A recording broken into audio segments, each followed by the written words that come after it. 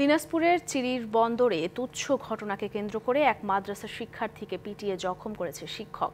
সন্ধ্যায় চিরির বন্দর উপজেলার বৈদাশীর হাট নুরানিয়া হাফিজিয়া মাদ্রাসায় এ ঘটনা ঘটে। ভুক্তভোগীর পরিবারের অভিযোগ, 8ই ফেব্রুয়ারি অনুমতি না নিয়ে শিক্ষক শাহিন আলমের সাইকেল বাড়ি নিয়ে যায় ইয়াসিন।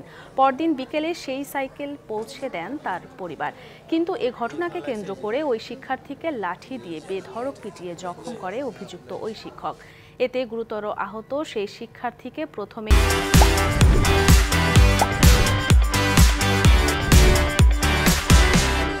উপজেলা স্বাস্থ্য কমপ্লেক্স ও পরে দিনাজপুর মেডিকেলে ভর্তি করা হয়। শিক্ষকের এমন অমানসিক নির্যাতনের বিচার চেয়েছে ভুক্তভোগীর পরিবার।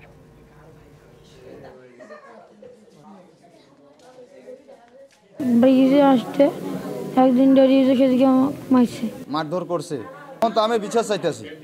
রানজু তো একটা বিচার চাই। যে হুজুর অপরাধ করেছে সেই হুজুরে আমরা বিচার চাই।